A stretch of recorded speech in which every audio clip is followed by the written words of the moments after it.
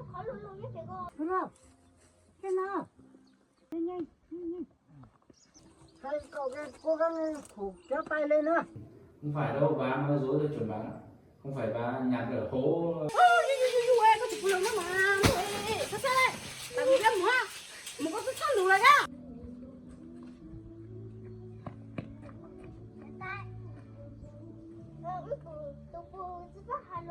Lúc khó luôn luôn nhất cô. Ta. Ở trên đây giờ ta mình sai. Cái nhã ngồi xưa đấy. Hôm nay có món sữa mà. Không sai.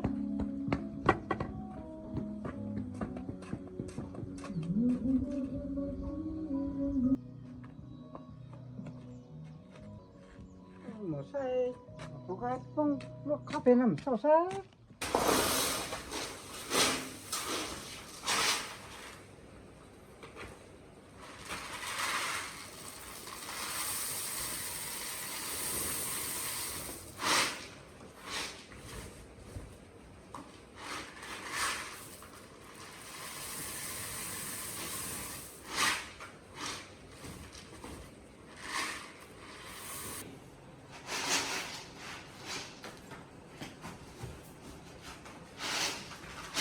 Cái nhà. Rồi cô đã chứ nào? Một tờ phụ cũng phải lúc khó là của tôi không có mua rồi lúc cái chi là nhà đấy à? Ồ, ok. Rộng hay nào gần nào? Có muốn thế cũng một khu cái cứ to hết to cố lấy to là cắt. Cố lấy to. Nên nó cái to cả. Cố lấy.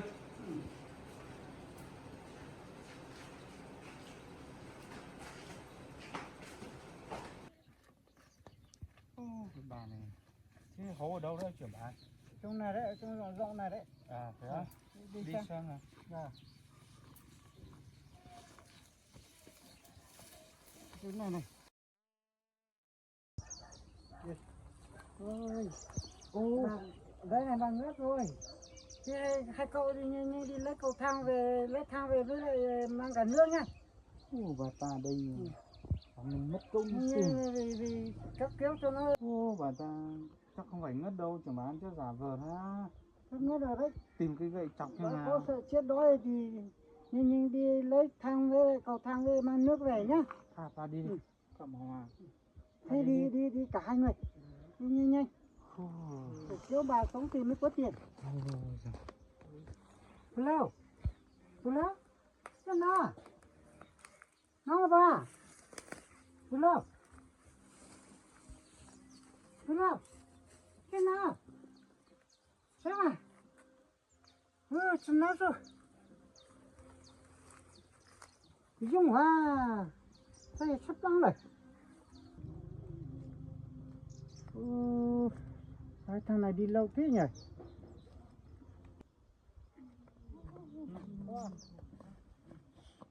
Ôi, nhanh. Kéo cho bà rồi đó.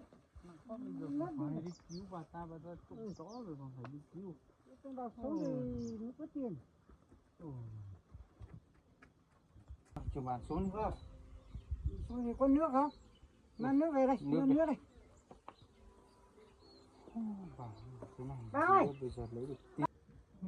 Bà này bị thế này không biết bây giờ lấy được tiền không? Bà ơi! Bà! Có nghe thấy không? Bà ơi! Bà! Bà này cũng cả đầu rồi. Lấy máu bỏ hết rồi. Cả chân nữa. Chỉ bị xước tí không sao đâu trưởng bà ơi.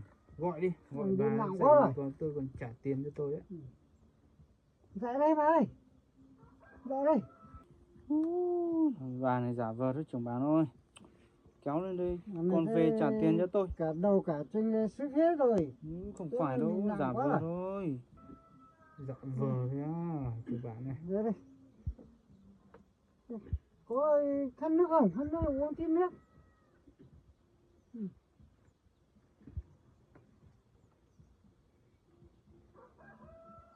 Tí cho nó khỏe mà tí mới trèo được cầu thang lên nhá. Duy vào cái hũ này sâu thế. Đây, cho bà ta lên đi. Dìu. Chú bán này bà ta giả vờ nữa đấy. Cố gắng xem có lên được không? xước tí Cố rồi. gắng kéo bà chơi bà lên đi, cái khu này sâu quá. Thế cho bà lên đi xong rồi về trả tiền cho tôi. Thôi lên đây thì cố gắng đưa bà lên nhá. Lên được thôi mà. Nào, Chỉ xước tí thôi. nào, hai cậu cái cố gắng thủ kéo tay lên nữa. Mà cả hai người. Cứu nữa. Cho bà phải thì nó có tiền giả cho hai cậu. Nào, đưa tay ra nào. Ôi dồi ôi. Đúng rồi, thì lên đây.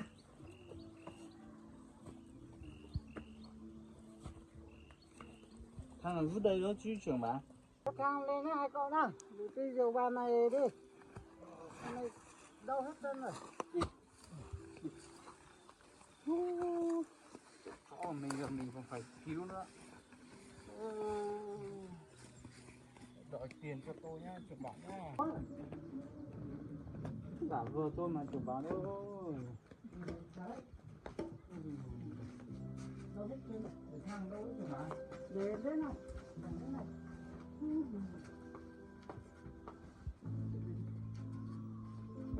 Thằng này yếu quá rồi. Thằng nằm đây nhá.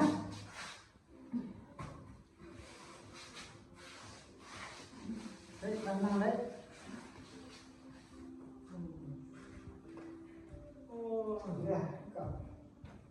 Thế trưởng bà xem thế nào để bảo bà ta trả tiền cho tôi đi. Mà bây giờ với cái khúc kia đang bị thương thì hai cậu trung cạn thì để mà phải tí tới mấy ngày thì mới giảm sốc nhá. Thế trưởng bà phải đảm bảo cho tôi là nếu mà bà ta không trả tiền thì trưởng bà phải trả cho tôi nhá. Vâng. Có chị bảo mình đảm bảo cho để mấy ông bà khỏe thì bà mới trả tiền cho hai cậu. Được, thế thì hai cậu về nhé. Thế chúng tôi về. Vâng.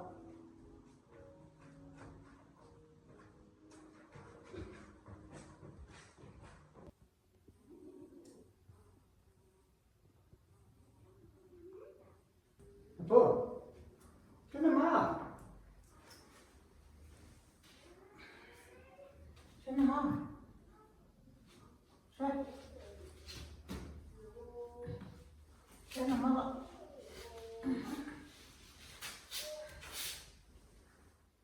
Này, chúng nó cái nào?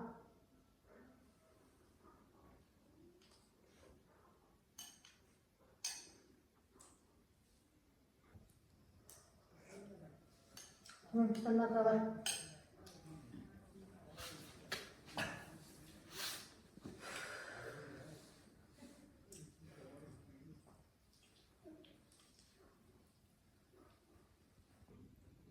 Chui chui chui.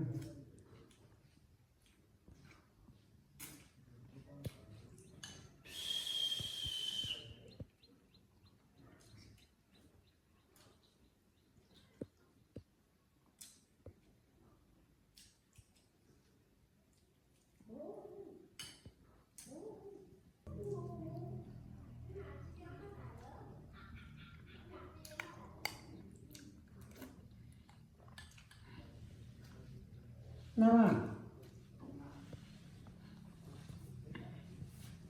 Cảm ơn đấy.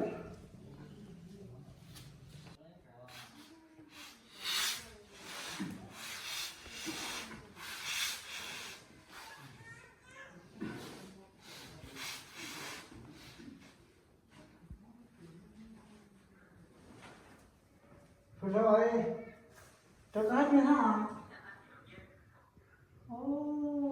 Trời, sao nó có đây? Thế, con đâu có mở, nó cho cho cô gái do lên mắt thằng cái chấp quế rồi.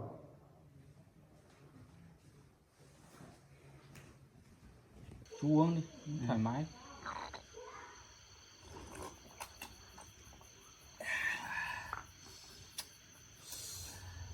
Chú cứ uống thoải mái rượu, anh lo. Chú nhìn này, nhà anh không có gì ngoài ngô. Đấy. Với lại anh còn sắp được tiền phạt cho bà trộm chó. Yên tâm anh nhiều tiền. Uống, uống cạn nè. À.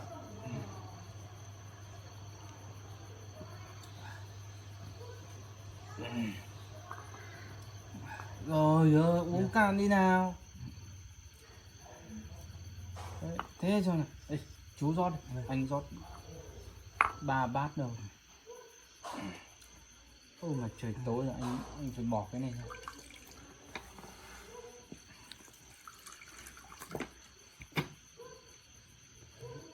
Mà hỏi thật, chú nhìn anh đeo cái này có đẹp trai không? Có. Đẹp trai à? Hãy uống.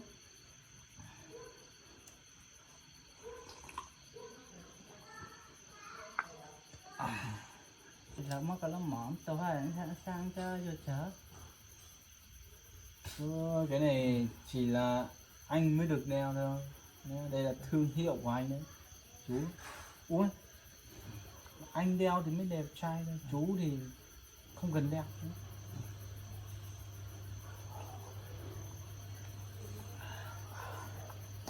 Đúng là rượu ngon.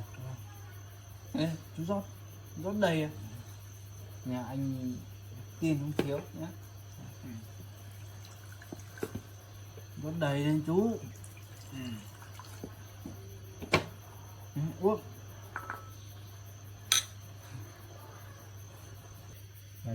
Chú cứ đợi cái vụ này anh chắc chắn thắng to. Anh sẽ phạt bà ấy thật nhiều tiền để anh em mình có nhiều tiền uống rượu, không phải lo nhé. Nào.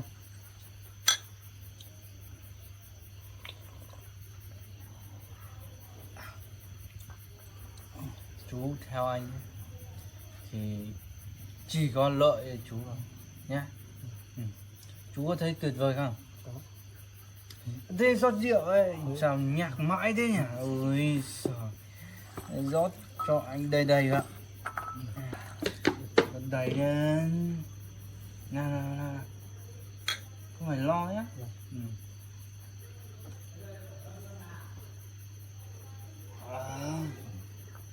Rượu ngon phải có bạn hiền.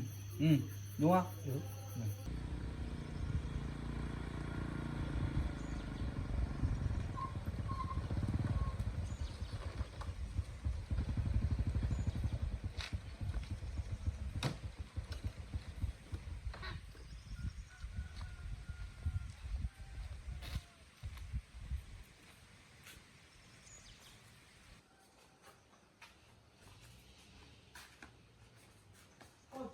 Chào chú bá. Nước chưa? Tao mua lửa cho. Cuối tuần cô có một cái gì đó là cô có lấy plon thủ na. Nhưng có lấy bố ấy có cô một cái gì này cơ. Cô có một cái gì đó mà cô cái là lên này cô muốn sẽ có lấy tuổi á. Cô nắm cái gì chó cả. cô lấy tôi cầm không được.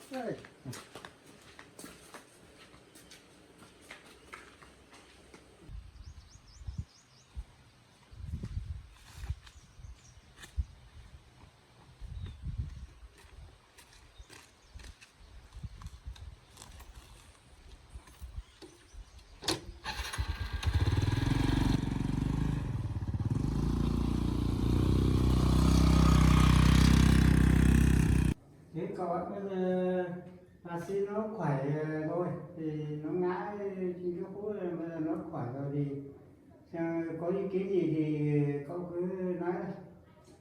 Thì như tôi đã nói trưởng bản thì bà ấy trộm chó của tôi thì tôi muốn phạt bà ấy 5 triệu thì tôi mới vui lòng được. Thế là có đúng là bà trông chó có mắng không?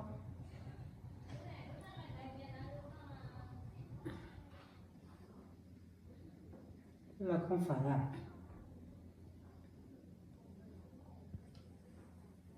Không phải đâu, bà nói dối tôi chuẩn bán. Không phải bà nhặt ở hố ở ngoài đường về đâu, mà bà trộm về đấy. Mặc dù tôi không bắt được quả tang nhưng mà bà đã trộm chó của tôi thì buộc ở nhà mà. thế mà bà trông thì có mắng có chứng cứ ai chứng kiến không?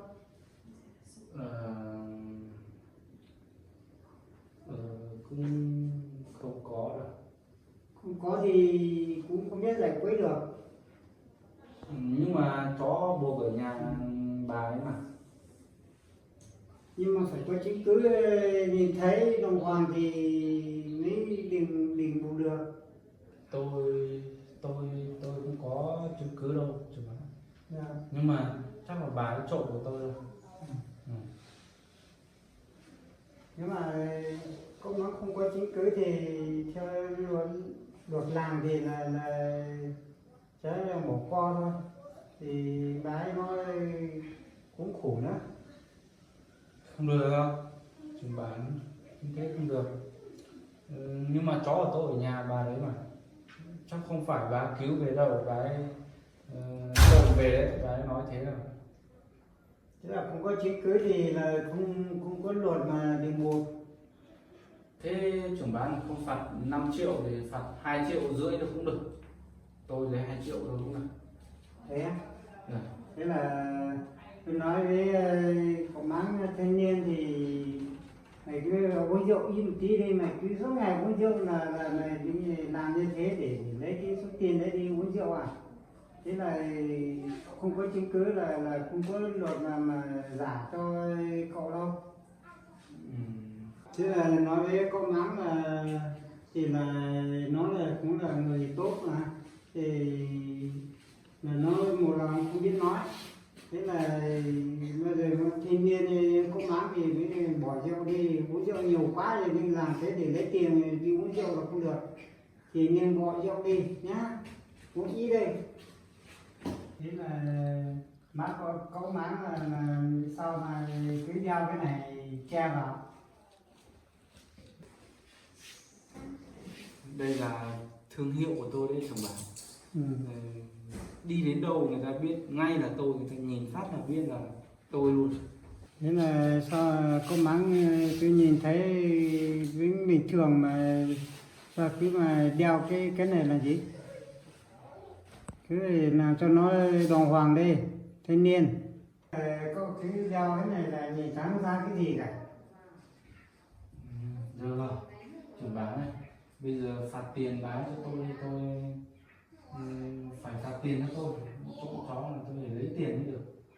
Có máng thì chó có máng thì cũng lấy được về rồi, thì bà Si thì nó cũng già thì hay là cũng không biết nói, thì là cậu cứ bỏ rượu đi thì cho nó hai bên hòa đi cái việc đấy nhá.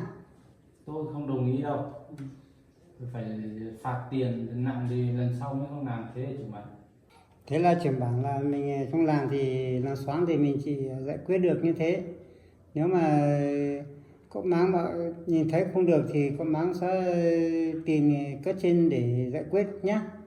Mình chỉ trong làng thì mình chỉ giải quyết giải hoạt như thế thôi, cả hai bên. Thế là tôi là trưởng bản thì tôi chỉ giải quyết được như thế thôi, thì nếu mà có máng này không nhất trí thì mày đi tìm người khác để giải quyết nhá. Được rồi. Thế là nhớ nhá. Ông trưởng bạn giải quyết không công bằng, tôi tìm người khác. Nhớ nhá, bà nhớ bà tôi đó. Thế là bà Sư thì cậu máng kia là nó hay uống rượu chèn lắm, thì bây giờ là giải quyết không được như thế thì cho nó hòa hai bên đi nhá.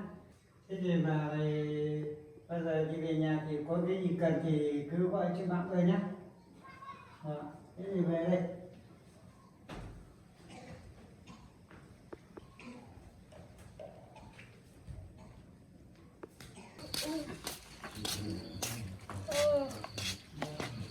một cô cho tổng nó dài ấy, bên nó khó nó cũng lo khó chua, cho tổng nó khó chua để lo ít ọt răng rồi lo ít giấy nữa.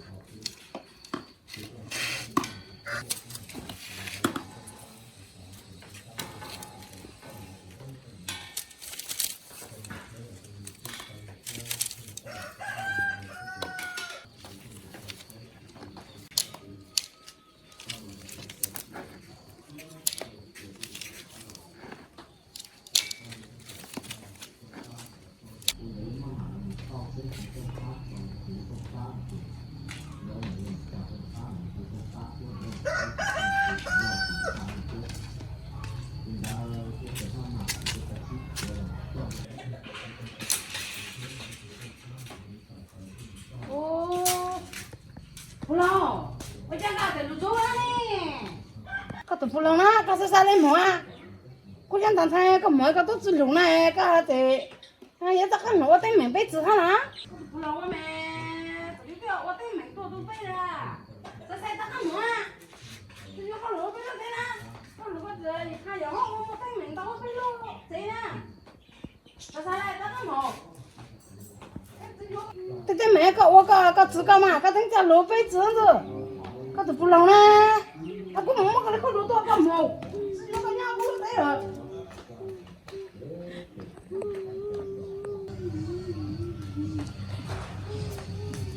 Nè, cái tụi phụ lòng á, cái con lúa cái màu á, không phải chạy ra mà, không sao cái con lúa cái màu như thế này, con lúa cái cái hạt để cho cái mình cái lúa cái ha, cái tụi phụ lòng nó mà, cái sao đây, tại vì cái màu, một cái sắn lúa này á. Một cái sắn lúa cái nó thế hả? Cái tụi bùn lâu á, cái một cái chân to lúa này á, cái lúa mà cái thế, cái mình lúa tôi phải ha, bùn lâu cái họ cầm một cái chân lúa, ôi trời ơi, bùn lâu mà thoát rồi.